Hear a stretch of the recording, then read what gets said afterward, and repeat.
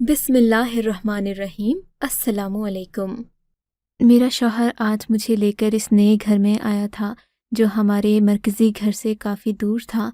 गाड़ी का दरवाज़ा खुलते ही मैंने इस बड़े से घर को गौर से देखा। ये इंतहाई शानदार घराना था, मगर मैं हैरान हो रही थी कि मेरा शौहर मुझे यहाँ लेकर क्यों आया है। हम अपने आबाई गांव में भी तो रह सकते थे, वहाँ पर तकरीबन ज़िंदगी की हर सहूलत मौजूद थी, मगर वो मुझे इतनी दूर लेकर आए। इसकी कोई माकूल वजह भी नहीं बताई थी। बहरहाल एक औरत के लिए अपने शौहर के साथ अकेले दिन रात बिताने से ज़्यादा खूबसूरत एहसास कोई नहीं हो सकता। अमूमन ससुराल में औरतें अपने शौहर की शक्ल देखने को भी तरस जाती हैं, मगर मैं खुशकिस्मत थी कि इतने बड़े घर में अपने शौहर के साथ अकेले रहने आई थी। मेरे शौहर ने मुझे बता दिया कि मैं तुमको किसी से मिलवाना चाहता हूँ। मैंने हैरान होकर उनकी तरफ देखा। इस अकेले घर में मुझसे कौन मिलना चाहता है? बस तुम मेरी बात याद रखना, मैं तुमको जो कहूँगा तुमने वैसा ही करना है। बदले में मैं तुम्हें हर आसाइश दूंगा, हर सहूलत दूंगा, तुम्हारी हर बात मानूंगा। बस तुमने कोई सवाल नहीं करना। ये कहकर वो मुझे एक बड़े से कमरे में ले गए। इस कमरे में दीवारों पर जगह जगह पेंटिंग्स लगी हुई थीं, जबकि तख्त पर एक औरत बराजमान थी। औरत बावकार शख्सियत की मालिक थी, क्योंकि इसने सफ़ेद रंग के खूबसूरत और नफीस कपड़े पहन रखे थे। हाथ में तस्बीह थी, मगर ये क्या, उनका चेहरा ढका हुआ था। इन्होंने अपने चेहरे को मुकम्मल तौर पर ढांप रखा था और सर झुकाए बैठी थीं। मेरे आने पर मैंने इन्हें सलाम किया। इन्होंने सलाम का जवाब भी ज़ेरे लब ही दिया, मुझसे बात तक नहीं की। ये कौन हैं? मैंने हैरत से पूछा। ये मेरी माँ और तुम्हारी सास हैं। अब तुम इनकी खिदमत करो, इनके लिए कभी भी कोई तकलीफ़ का सामान पैदा न करना। मैं तुम्हारा शुक्रगुजार रहूँगा। अम्मा जान, ये आपकी बहू है, आप हमेशा हाजिर। आप इसे अपनी बेटी समझकर हुक्म दिया करें। मेरे शौहर ने ऐसा कहा तो मुझे कुछ ख़ास अच्छा नहीं लगा, मगर मैं जान गई थी कि मैं अपने शौहर के दिल में तभी जगह बना पाऊँगी जब मैं अपनी सास की खिदमत करूँगी। लेकिन मेरे जहन में एक सवाल उठ रहा था कि मैं इस घर में नई आई हूँ, मेरी सास को उठकर मुझे सलाम करना चाहिए, मेरा इस्तकबाल करना चाहिए, कम अज़ कम मुझसे गले ही मिल लेती, मगर वो तो चेहरा ढांपे बैठी हुई थी और ये बड़ी हैरत की बात थी। मैंने अपने शौहर से खैर इस बारे में कोई बात नहीं की। मैं जानती थी कि इन्होंने पहले ही मुझसे वादा ले रखा था कि मैं अपनी सास के बारे में कोई सवाल नहीं करूँगी। तभी वहाँ पर एक छोटी सी लड़की बैठी हुई थी, जो हमारे जाने के बाद उठकर बाहर आ गई। उस लड़की को मैंने अपनी नज़रों में रखा हुआ था। अगले दिन अपने शौहर के घर से जाते ही मैंने उससे बात करना शुरू की। सुनो, तुम्हारा नाम क्या है? वो किचन में काम कर रही थी जब मैंने उससे मेरा नाम नाज़नीन है, मैं यहाँ पिछले 3 महीने से काम करती हूँ। नाज़नीन ने तहम्मुल से जवाब दिया। वो अपने काम में मसरूफ़ थी। नाज़नीन, क्या तुम इस औरत के बारे में जानती हो जिसे मेरे शौहर ने मेरी सास बताया है? हाँ बीबी जी, मगर मैं जब से आई हूँ ये तब से नकाब में ही रहती हैं। इनसे कोई बातचीत भी करे तो ये बहुत कम बात करती हैं, हर वक्त अल्लाह के ज़िक्र में मसरूफ़ रहती हैं। बस आप भी इनसे बना कर रखिएगा, इनकी दुआ बहुत लगती है। नाज़नीन ने भी मुझे टाल दिया था, क्योंकि उसे भी इस औरत की हकीकत का इल्म नहीं था। वो बस इतना जानती थी कि ये औरत 3 महीने से ऐसे ही एक ही तख्त पर बैठी रहती है। नाज़नीन की ये बात मुझे कुछ अजीब सी लगी थी। वहीं पर हमारे घर में एक बूढ़ी मुलाजिमा भी थी। मैंने सोचा कि मैं इससे कुछ मालूमात ले लूं, क्योंकि ये तो यहाँ काफ़ी अरसे से काम कर रही होगी। लाज़मन इसे इस औरत की हकीकत के बारे में पता है, जिसे मेरे शौहर ने मेरी सास में पता है, जिसे मेरे शौहर ने मेरी सास कहा है, क्योंकि मुझे इस बात पर कतई यकीन नहीं आ रहा था। लेकिन बूढ़ी मुलाजिमा ने जो बात की, उसने तो मुझे हैरान करके रख दिया। कहने लगी, आपके शौहर ने ये घर तो 1 हफ़्ता पहले ही लिया है और हम लोगों को भी यहाँ हफ्ते से बुलाया है। इस औरत ने हमारे सामने नकाब तो नहीं किया, खुदा जाने आपके सामने क्यों नकाब ओढ़े फिरती है। मुझे सख्त गुस्सा आया कि नाज़नीन ने मुझसे झूठ बोला। हालांकि ये घर 1 हफ़्ता पहले ख़रीदा गया, जबकि नाज़नीन कह रही थी कि मैं यहाँ सिर्फ 3 महीने पहले आई हूँ। तो इसका क्या मतलब था कि वो मुझसे झूठ बोल रही थी? आखिर किस चीज़ का पर्दा रख रही थी वो? मेरे शौहर का, मेरी सास का, या फिर कोई और मामला था? क्योंकि झूठ बोलकर बचाने का साफ मतलब तो यही था कि वो मेरे शौहर के साथ कुछ मामला तय कर चुकी है। ورنہ وہ غلط بیانی سے کام نہ لیتی۔ بہرحال میں خاموش ہو گئی۔ میں نے بھی سوچ لیا کہ میں اس بارے میں حقیقت کا اندازہ خود ہی کر لوں گی۔ اب میں اپنی ساس کے قریب رہنے لگی۔ میں ان کی خدمت کرتی اور جو بات وہ مجھے کہتیں میں ان کی ہر بات پر پورا عمل کرتی، مگر اس کے باوجود بھی وہ مجھ سے بات چیت نہ کرتیں۔ اگر کوئی بات ہوتی تو وہ نازنین کو بلاتیں اور پھر وہی مجھے سمجھاتی کہ اماں جی کو کیا چاہیے۔ مجھے اس بات پر بھی غصہ آتا کہ جب گھر میں نازنین اور شکیلہ موجود ہیں تو پھر مجھے اماں جی کی خدمت پر میرے شوہر نے کیوں رکھا ہے؟ آخر اس سب کے پیچھے وجہ کیا ہے؟ کیا وہ مجھے نیچا دکھانا چاہتے ہیں یا اس عورت میں کوئی خاص بات ہے؟ اب تو مجھے لگنے لگا تھا کہ جیسے مجھے لایا ہی اس عورت کی خدمت کے لیے گیا ہے جو مجھ سے بات تک کرتی نہیں اور میں دن رات اس کے لیے کھانے اور طرح طرح کے مشروب بناتی رہوں۔ ایک تو دن میں نے اپنی ساس کی کوئی خدمت نہ کی، تب میرے شوہر کو معلوم پڑ گیا کہ میں آج کل اپنی ساس کے کمرے میں نہیں جاتی، شاید کہ ان کو نازنین نے ہی بتایا تھا۔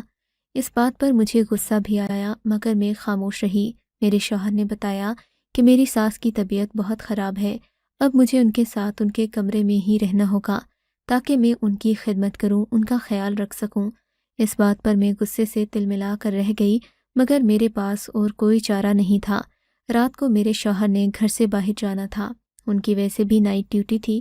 مجھے اپنے شوہر کے علاوہ رہنے میں کوئی مسئلہ تو نہیں تھا کہ ہم ہر وقت ساتھ ہی رہتے تھے، مگر اپنی ساس کی خدمت میں اس قدر آگے بڑھ جانا مجھے ہرگز پسند نہیں تھا۔ بہرحال اپنے شوہر کے گھر سے جانے کے بعد میں اپنی ساس کے کمرے میں آ گئی۔ ان سے پوچھا کہ آپ کو کیا مسئلہ ہے؟ انہوں نے مجھے جواب تک نہیں دیا مگر معمول کی طرح غصہ کرنے کی بجائے میں ان کے لیے چائے بنانے چلی گئی۔ چائے لا کر ان کی ٹیبل پر رکھ دی مگر وہ اسی طرح دوپٹہ گرائے اپنے ہی آپ میں گم رہیں۔ وہ کبھی تسبیح پڑھتی اور کبھی کوئی اور کام کرتی۔ میں نے ان سے کافی بار کہا کہ آپ چائے پی لیں مگر انہوں نے چائے کو ہاتھ تک نہیں لگایا۔ تب دروازے پر پھر سے دستک ہوئی۔ میں نے دیکھا باہر نازنین کھڑی تھی۔ نازنین، اماں جی چائے نہیں پی رہیں۔ میں نے فکر مندی سے کہا آپ باہر جائیں، یہ آپ کے سامنے نقاب نہیں ہٹائیں گی؟ آپ باہر جائیں گی تبھی تو یہ چائے پئیں گی۔ نازنین کی بات سن کر مجھے بہت عجیب سا لگا۔ انہوں نے تو میری کوئی عزت کسی ملازم کے سامنے نہ چھوڑی تھی۔ بہرحال میں کر بھی کیا سکتی تھی، بے بس تھی۔ میں اپنے کمرے سے باہر آ گئی۔ نازنین ان کی سکی لگتی ہے جو وہ اس کے سامنے چائے پی رہی ہیں، میں دل میں سوچنے لگی اور یہی سوچتے سوچتے میں اپنے واپس کچن میں آ گئی۔ یہاں آ کر میں نے کھانا پکایا۔ رات کا کھانا تیار ہونے میں کافی وقت لگ گیا تھا۔ نازنین ابھی تک اماں جی کے کمرے میں تھی۔ اب میری نظریں نازنین پر تھیں۔ میں جاننا چاہتی تھی کہ آخر نازنین اس گھر میں کب سے ہے اور یہ کام کیا کر رہی ہے۔ تبھی میں نے اسی بوڑھی ملازمہ شکیلہ، تم اس نازنین نامی لڑکی کو جانتی تو ہوگی؟ شکیلہ نے نام میں سر ہلا دیا۔ نہیں جی، میں ان کو نہیں جانتی۔ جب میں آئی تھی تو یہ آپ کے شوہر کے ساتھ ہی تھیں۔ انہوں نے مجھ سے کوئی بات نہیں کی۔ مجھے تو لگتا ہے کہ وہ ان کے ساتھ اس گھر میں منتقل ہوئی تھیں۔ شکیلہ کی بات سن کر میرے تن بدن میں آگ لگ گئی۔ میں سوچ بھی نہیں سکتی تھی کہ میرا شوہر مجھے اتنا بڑا دھوکہ دے گا۔ میں اپنے شوہر سے بات کرنے کے بارے میں سوچ ہی رہی تھی کہ دروازے پر دستک ہوئی۔ دیکھا تو وہی کھڑے تھے۔ میں ان سے یہ بات کرنے کی ہمت نہیں کر سکی۔ رات کو سب کاموں سے فارغ ہو کر جب میں ان کے کمرے میں گئی تو آخر نازنین کا نام میرے ذہن پر آ ہی گیا۔ اصغر، میں نے سوچا ہے ہم نازنین کو کام سے نکال دیتے ہیں، وہ سارا دن کوئی کام نہیں کرتی۔ میں نے ایک نئی ملازمہ کو دیکھ رکھا ہے، ہم اسے رکھیں گے۔ میری بات پر وہ یکدم بھڑک اٹھے۔ کیوں؟ اس گھر کے معاملات دیکھنے کے لیے تم کو چاہیے کہ میرا ساتھ دو، بجائے اس کے تم میرے ملازموں کو نکال رہی ہو۔ اب تو میرا شک یقین میں بدل چکا تھا۔ آپ نازنین کی خاطر مجھ سے لڑ رہے ہیں، وہ جو ایک معمولی سی ملازمہ ہے؟ ملازمہ نہیں ہے وہ۔ میرے شوہر بھڑک اٹھے۔ تو پھر کیا ہے وہ؟ آپ بتاتے کیوں نہیں مجھے؟ کیوں مجھے شک پڑتا ہے کہ اس کے ساتھ آپ کا؟ یہ کہنا ہی تھا کہ انہوں نے میرے منہ پر زوردار تھپڑ جڑ دیا۔ نہیں ہے میرا اس کے ساتھ کوئی معاملہ، سمجھی تم؟ آئندہ ایسی بات منہ سے نکالی تو مجھ سے برا کوئی نہیں ہوگا۔ وہ میرے لیے بہت مقدم ہے، میں اس کے بارے میں ایک لفظ نہیں سنوں گا۔ نازنین کی اتنی اہمیت ہے، یہ جان کر مجھے بہت دکھ ہوا، جبکہ میرا شوہر مجھے کچھ سمجھتا ہی نہیں تھا۔ ساری رات میں روتی رہی۔ وہ بھی میرے قریب نہیں آئے، نہ ہی انہوں نے مجھے منایا، بلکہ کمرے سے ہی نکل کر چلے گئے۔ میرے ذہن میں یہی تھا کہ وہ نازنین کے کمرے میں ہی گئے ہوں گے۔ یہی سوچ کر میں اپنے آنسو پونچھتی اپنے کمرے سے باہر نکلی۔ میری آنکھوں سے آنسو بہہ رہے تھے، میں واپس بھی نہیں جا سکتی تھی۔ میرے ماموں نے مجھے اصغر کے ساتھ یہ کہہ کر بیاہا تھا کہ میں زندگی بھر واپس ان کے گھر نہ آؤں۔ حالانکہ اصغر مجھے اپنی پسند سے بیاہ کر لے جا رہے تھے، اس رشتے میں میری رضامندی تو شامل تھی، مگر میں نے اپنے گھر والوں کے خلاف جا کر کبھی کوئی قدم نہیں اٹھایا۔ ابا کی وفات کے بعد میں ماموں کے ساتھ ہی رہتی تھی۔ بہرحال اپنی کہانی میں آپ کو آگے چل کر بتاتی ہوں۔ فی الحال نازنین کی بات سنیے۔ اگلے ہی دن نازنین مجھ سے آ کر معافی مانگنے لگی۔ مجھے معاف کر دو شازینہ، میں نے تمہارے ساتھ کوئی زیادتی یا ظلم تو نہیں کیا، مگر میں سمجھ سکتی ہوں کہ تمہارے دکھ کی وجہ میں ہوں۔ تم فکر نہیں کرو، میں تھوڑے عرصے بعد یہاں سے چلی جاؤں گی۔ بس میں تمہیں فی الحال کچھ بتانا نہیں چاہتی، امید ہے کہ بعد میں سب سچ سامنے آ جائے گا۔ وہ یہ کہہ کر میں اس کی شکل دیکھتی رہ گئی۔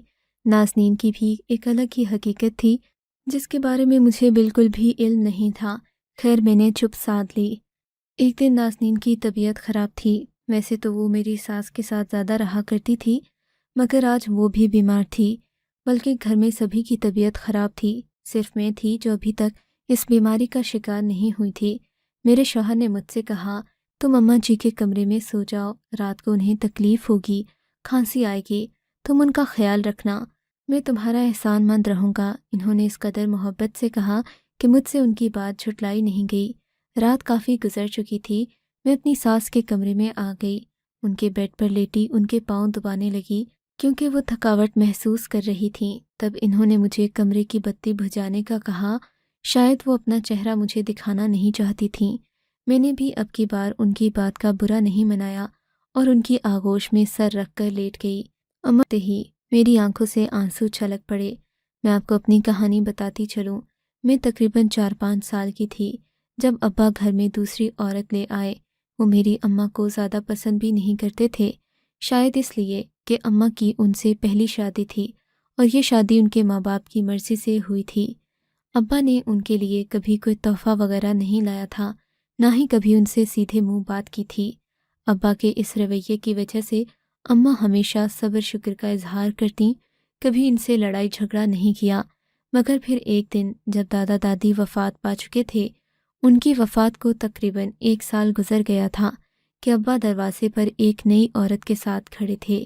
اس عورت کی عمر ابا سے بھی زیادہ تھی، لگ بھگ 40 سال کے قریب لگ رہی تھی۔ ابا نے کہا، میں تمہارے لیے دوسری ماں لایا ہوں، یہ تمہارا خیال رکھے گی۔ تمہاری پہلی ماں کو تو اپنے کاموں سے فرصت نہیں، مگر ابا کے لاکھ کہنے کے باوجود بھی ماں سے وہ محبت اور الفت نہیں ہوئی۔ نئی عورت کے آنے سے، جس کا نام ثانیہ تھا، ابا دن رات انہی میں مگن رہنے لگے، جبکہ اماں کی پریشانی ایسی تھی کہ وہ راتوں کو اکیلی بستر پر اٹھ کر روتی رہتیں۔ ان کے ساتھ اکثر میں ہی ہوتی، میں ان کا خیال رکھتی، ہر ممکن کوشش کرتی کہ وہ کسی دکھ کی وجہ نہ بنے، مگر پھر بھی وہ روز ابا سے لڑنے لگ جاتیں۔ تب ابا بھی انہیں روئی کی طرح دھنک کر رکھ دیتے اور اماں باقی کا سارا دن روتی رہتیں۔ مجھے اماں کی حالت پر بہت ترس آتا تھا، جبکہ میری دوسری ماں ہمیشہ ابا کے قریب پھرتی رہتی اور ابا بھی ان پر خوب عنایتیں کرتے۔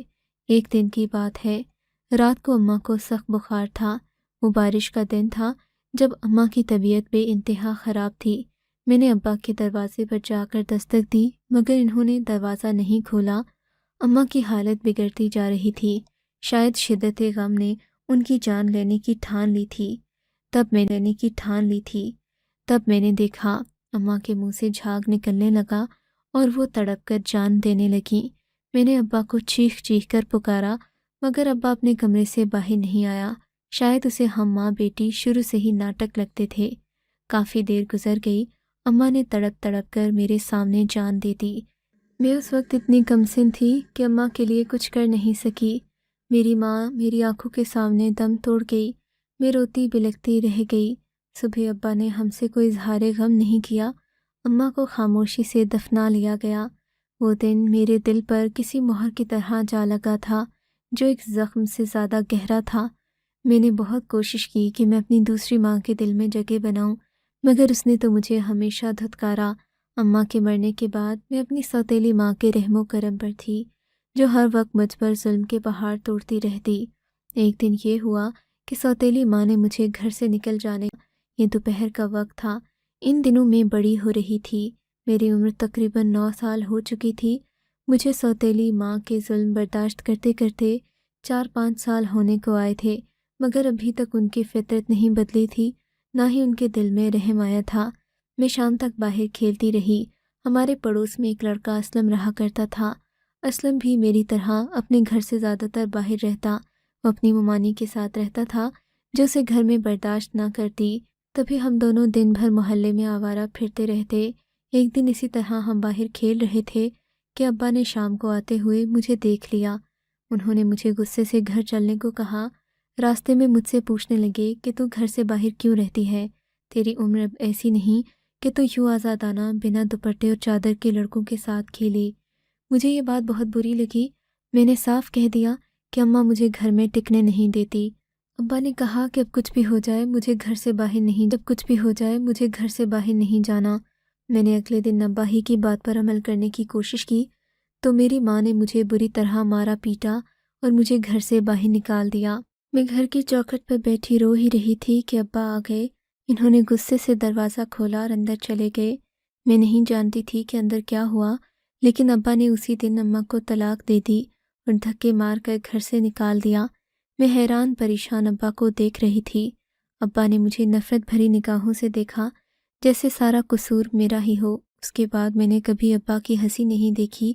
ابا نے اپنے کسی کام کی خاطر دبئی کا ویزا لگوا لیا اور مجھے ماموں کے گھر چھوڑ دیا۔ میں اپنے ماموں کے گھر آ کر رہنے لگی۔ ابا دبئی سے ماموں کو پیسے بھیجنے لگے۔ ماموں نے میری شادی میرے شوہر اصغر سے کر دی۔ میں انہی سوچوں میں گم تھی کہ میری ساس نے زور کی کھانسی کی۔ میں ہڑبڑا کر اٹھ بیٹھی۔ میں تو ماضی کی یادوں میں کہیں کھو سی گئی تو ان کو بری طرح کھانسی کا دورہ پڑا تھا۔ وہ مجھ سے دوا مانگ رہی تھیں۔ میں نے جلدی سے کمرے کی بتی جلائی اور دوا ان کو پلانے لگی۔ تب میری نظر ان کے چہرے پر پڑی تو میں کانپ کر رہ گئی، کیونکہ یہ کوئی اور نہیں بلکہ میری سوتیلی ماں تھی۔ مجھے دیکھتے ہی ان کا چہرہ بھی اتر گیا اور وہ شرمندگی سے نظریں جھکا کر دوا پینے لگیں۔ میں تو حیران ہی رہ گئی تھی، مگر میں اس وقت کچھ نہیں بولی۔ میرے دل کے زخم تازہ ہو گئے تھے۔ میں نے اسی وقت فیصلہ کر لیا کہ میں اپنے شوہر کو اس حقیقت کا کبھی بھی معلوم نہیں ہونے دوں گی۔ ایسا نہ ہو کہ میری بھی زندگی میں طوفان آ جائے۔ ہو سکتا تھا میرے شوہر کو میری سوتیلی ماں کے بارے میں نہ پتہ ہو، مگر پھر بھی میرا اور میرے شوہر کا کیا رشتہ تھا؟ کیا واقعی وہ اصغر کی ماں تھی بھی یا نہیں؟ یہ بھی ایک بہت بڑا سوال تھا۔ لیکن اگلے ہی دن نازنین نے مجھے ساری حقیقت بتا دی۔ شاید کہ میری ساس کے دل پر جو بوجھ تھا وہ اتارنا چاہتی تھیں۔ انہوں نے مجھے ساری کہانی سنا دی، جس کے مطابق ابا نے انہیں بے وفائی کے جرم میں طلاق دی تھی، اس لیے کہ وہ اپنے شوہر سے چھپ چھپ کر ملتی تھیں۔ ابا اور وہ محبت کی شادی تو کر بیٹھے، مگر شاہینہ خاتون اپنی پرانی اولاد کو بھول نہیں پائیں اور یوں اپنے دوسرے شوہر سے بے وفائی کی مرتکب ہوئیں۔ ان کے پہلے شوہر سے ان کا ایک بیٹا تھا۔ کہتے ہیں کہ برے کاموں کا کبھی اچھا انجام نہیں ہوتا، تبھی اس رشتے کا انجام بھی گھر اجاڑنے اور پھر طلاق پر ہوا تھا۔